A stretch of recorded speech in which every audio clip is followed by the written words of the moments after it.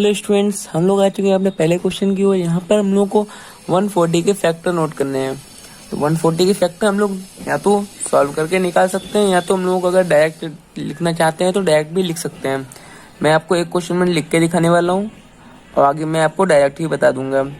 जैसे कि हम लोग यहाँ पे सॉल्व करते हैं।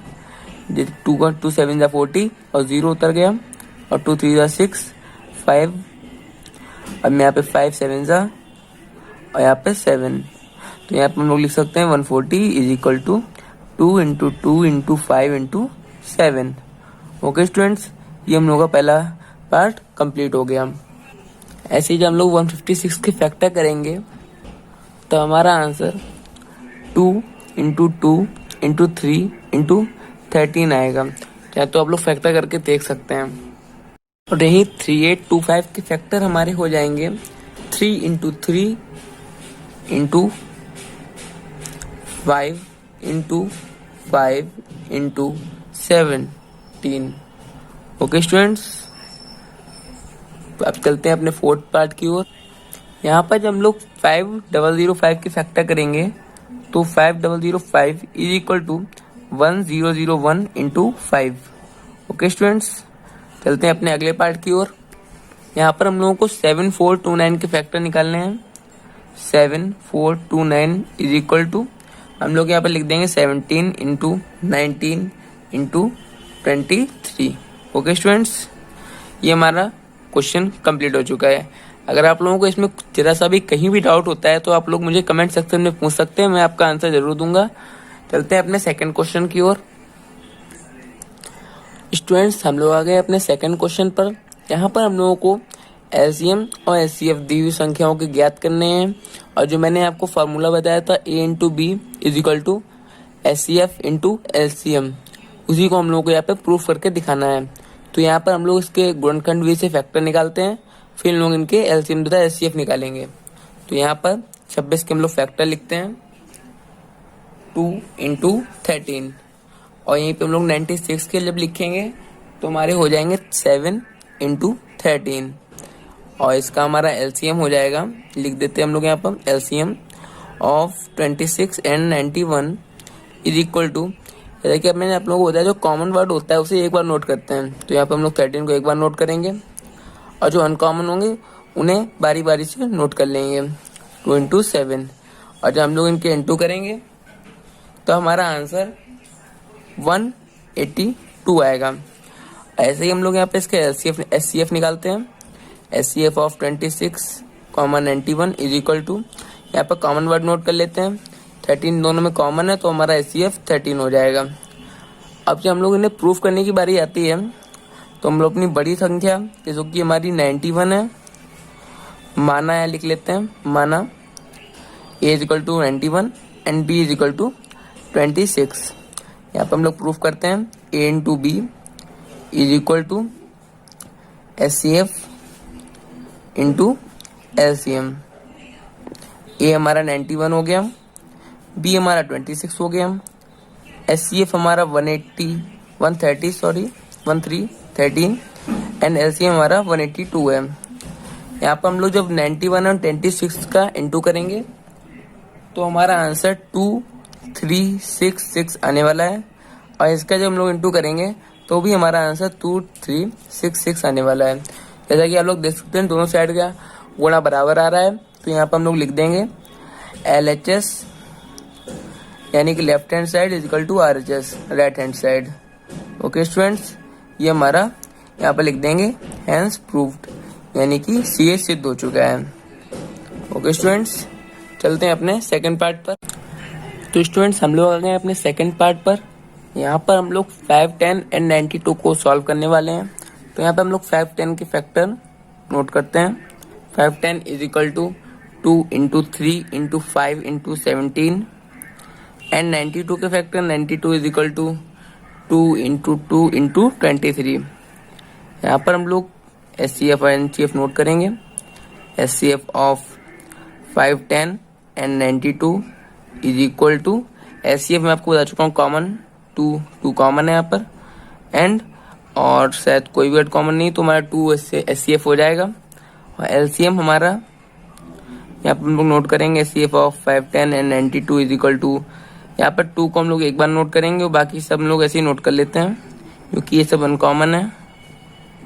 2 इंटू 23, इन सब का जब हम लोग गुणा करेंगे तो हमारा आंसर आने वाला है 23460। ओके स्टूडेंट्स, अब हम लोग यहाँ पर अपना वो फॉर्मूला नोट करते हैं, लेकिन उससे पहले यहाँ पर हम लोग को पहले मानना होगा ए बी हमारा क्या है। हम माना A is equal to 5, 10 and B is equal to 92। Okay students, चलते हैं अपना फॉर्मूला नोट करते हैं। A into B is equal to HCF into LCM। अब यहाँ पर हम लोग ए की जगह पे वैल्यू रखते हैं 5, 10 एंड बी की जगह पर 92 इज इक्वल टू HCF हमारा है 2 एंड LCM हमारा है 23460। अब जब हम लोग इनको गुणा करेंगे तो हमारा आंसर आएगा 46920, और यहाँ पर जब हम लोग इन दोनों का गुणा करेंगे तब भी हमारा आंसर 46920 आएगा। ओके स्टूडेंट्स, यहाँ पर हम लोग हेंस प्रूफ लिख देंगे और यहाँ पर हम लोग LHS is equal to RHS लिख देंगे। हमारा सॉल्यूशन कंप्लीट हो चुका है। चलते हैं अपने थर्ड पार्ट की ओर। जैसा कि आप लोग देख सकते हैं, मैंने यहाँ पे थर्ड क्वेश्चन नोट कर लिया है। 336 और 54 को हम यहाँ पे सॉल्व करना है, तो यहाँ पे हम लोग अपना आंसर डालते हैं, यहाँ सॉल्व करते हैं। 336 की फैक्टर यहाँ पे नोट करेंगे हम लोग। 336 equal to 2 into 3 into 2 into 2 into 2 into 7 and 54 के फैक्टर हमारे हो जाएंगे 2 इंटू 3 इंटू 3 इंटू 3। ये हमारा फैक्टर कंप्लीट हो चुके हैं। यहाँ पे हम लोग लिखेंगे अब HCF of 336 and 54 is equal to HCF common, 2 यहाँ पे हमें कॉमन है, 3 भी कॉमन है एंड और कोई कॉमन वर्ड नहीं है हमारे पास, तो हमारा HCF हो जाएगा 6 एंड हमारा LCM यहाँ पे हम लोग निकालेंगे 336 कॉमा 54। यहाँ पे हम पहले कॉमन चीजें लिख लेते हैं 2 और 3। अब बचा हुआ अपने अनकॉमन चीजें ये सब उतार लेंगे 2 इंटू 2 इंटू 2 इंटू 7 एंड ये नीचे के 3 3 इंटू 3। अब जब हम लोग इन सबका गुणा करेंगे तो हमारा आंसर आएगा 3024। अब जब हम लोग इन्हें अपनी वैल्यू फॉर्मूले में पुट करेंगे, माना ए इज इक्वल टू हमारा 336 हो गया और बी हमारा हो गया 54। हम लोग इन्हें अपने फॉर्मूले में पुट करते हैं। हम लोग यहाँ पे पुट करते हैं अपनी वैल्यू। ए हमारा 336 एंड बी हमारा 54 इज इक्वल टू हमारा HCF है 6 एंड LCM हमारा 3024। अब जब हम 336 एंड 54 का गुणा करेंगे तो हमारा आंसर 18144। यहाँ पे हम लोग 18144 नोट कर लेते हैं। यहाँ पर हमारा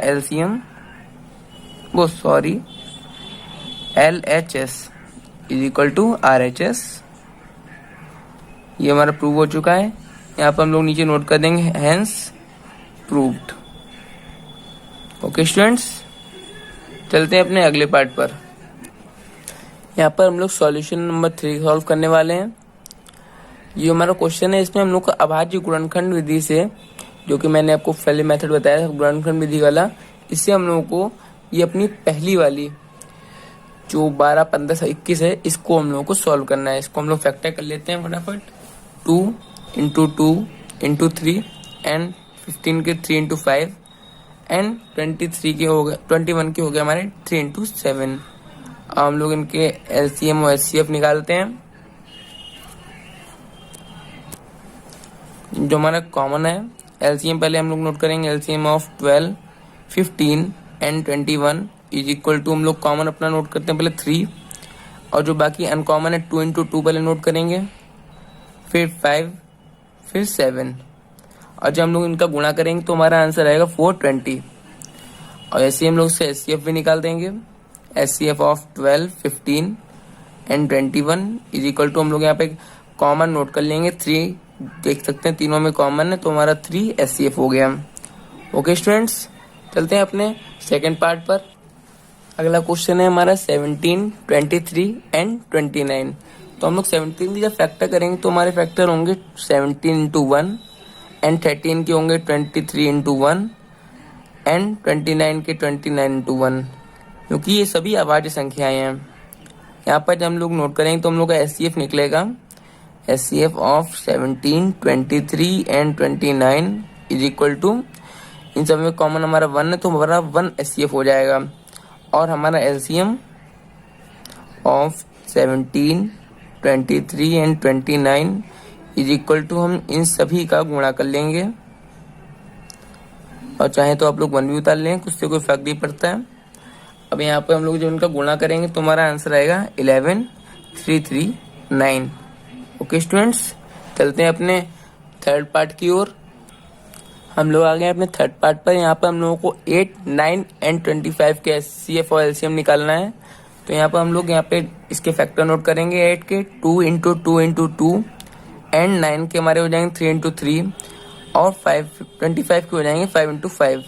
जैसा कि आप लोग देख सकते हैं इनमें कोई कॉमन नहीं है, तो यहाँ पर हम लोग इंटू 1 लगा देंगे, इसमें से हम लोग एचसीएफ का हमारा 1 आ जाए, इसलिए यहाँ पर हम लोग HCF of 8, 9 and 25 is equal to हमारा 1 हो जाएगा।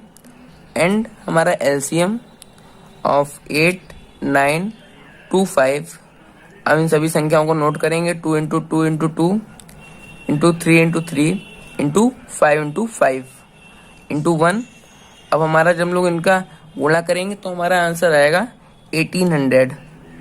ओके स्टूडेंट्स, हमारा थर्ड क्वेश्चन कंप्लीट हो चुका है। चलते हैं अपने फोर्थ क्वेश्चन। तो स्टूडेंट्स, हम लोग आ गए अपने फोर्थ क्वेश्चन पर। यहाँ पर हम लोगों को HCF of 306 and 657 is equal to 9 दिया गया है, और हम लोगों को एलसीएम ज्ञात करना है। तो हम लोग यहाँ पर मतलब फॉर्मूला नोट करते हैं। A into B is equal to HCF into LCM. Okay students, हम लोग ए की जगह पे 657 एंड बी की जगह पर 306 नोट करते हैं।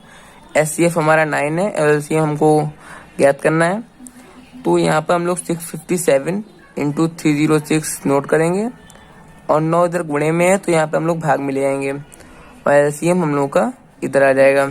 जब हम लोग 3 से डिवाइड करेंगे तो 3 3 9, 3 1 3, 0 नोट करेंगे, और 3 2 6, 3 2 6, 3 1 3, 3 9 27, ये भी कट गया। तो जब हम लोग इन दोनों का गुणा करेंगे तो हमारा आंसर आएगा 22338 इज इक्वल टू एलसीएम। इसे हम लोग सही करके इधर से लिख देते हैं। LCM is equal to LCM of 306 and 657 is equal to 22338। Okay students, चलते हैं अपने फिफ्थ क्वेश्चन पर। तो स्टूडेंट्स, हम लोग आ गए अपने फिफ्थ क्वेश्चन पर। यहाँ पर वो हम लोगों से कह रहा है कि 6 की पावर n, यहाँ पर n कोई प्राकृत संख्या है, और n की वैल्यू अगर हम लोग कुछ भी रखते हैं तो क्या वो संख्या 0 पर समाप्त हो सकती है? आप लोग क्वेश्चन स्क्रीन की साइड में देख सकते हैं। इसको सॉल्व करने के लिए हम लोग n की जगह पर वैल्यू मानेंगे। n is equal to 1, 2, 3, 4, 5 dot dot dot आप मान के देख सकते हैं। ओके स्टूडेंट्स, तो जब हम लोग यहाँ पर 6n में इसकी वैल्यू रखेंगे तो 6n, 6 की पावर n, चूंकि 6 की power n is equal to 6, जब हम लोग यहाँ पे 1 रखेंगे तो हमारा आंसर 6 आएगा। ऐसे ही हम लोग जब 6 की पावर n में n इज इक्वल टू 2 रखेंगे तो हमारा आंसर 36 आएगा। यहीं पे हम लोग 6 की power n is equal to, हम लोग यहाँ पे n की जगह पे 3 रखते हैं तो 6 की पावर 3 आएगी।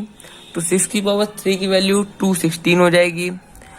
एंड 6 की पावर n और n की वैल्यू यहाँ पे हम लोग 4 रख के देखते हैं तो हमारा आंसर आएगा 1296। एंड जब हम लोग 6 की पावर n में 6 की वैल्यू n की वैल्यू 5 रख के देखेंगे तो हमारा आंसर 7776 आएगा। तो जैसा कि आप लोग देख सकते हैं यहाँ पर कोई भी संख्या 0 से समाप्त नहीं हो रही है, तो हम लोग यहाँ पर लिख सकते हैं। इसलिए स्पष्ट है कि 6n संख्या शून्य पर समाप्त नहीं होगी। ओके स्टूडेंट्स, ये क्वेश्चन आपको क्लियर हो गया होगा। चलते हैं अपने 6th क्वेश्चन पर। तो स्टूडेंट्स हम लोग आ गए अपने 6th क्वेश्चन पर। आप लोग क्वेश्चन स्क्रीन की साइड में देख सकते हैं। इसमें हम लोगों को एलसीएम याद करना है, या एलसीएम ये आपको बताऊंगा क्वेश्चन में। आप पहले क्वेश्चन देख लीजिए। रवि 12 मिनट में चक्कर लगाता है एक मैदान का और सोनिया 18 मिनट में। तो हम लोग को ये बताना है कि वे कितने समय बाद दोनों एक ही स्थान पर मिलेंगे। तो यहाँ पर हम लोग को कम से कम समय निकालना है कि मतलब कितनी जल्दी वो लोग आके एक ही स्थान पर मिलेंगे। तो जब हम लोग को कम से कम समय ज्ञात करना होता है तो हम लोग वहां पर लघुत्तम समापवर्त को यानी कि एलसीएम को ज्ञात करते हैं। तो हम लोग यहाँ पर रवि को लगा हुआ समय 12 मिनट और सोनिया को लगा समय 18 मिनट है। तो हम लोग यहाँ पर 12 के एलसीएम 12 के फैक्टर करेंगे पहले 3 इंटू 2 इंटू 2, और जब हम लोग 18 के करेंगे 2 इंटू 3 इंटू 3। अब जब हम लोग इनके फैक्टर कर चुके हैं तो हम लोग LCM of 12 and 18 is equal to, यहाँ पर हम लोग एलसीएम में पहले कॉमन 3 फिर 2 और फिर अनकॉमन 2 एंड 3 इनको नोट कर लेंगे। तो इनका इंटू करेंगे तो हमारा आंसर 36 आएगा। तो हम लोग यहाँ लिख सकते हैं, इसलिए रवि तथा सोनिया 36 मिनट बाद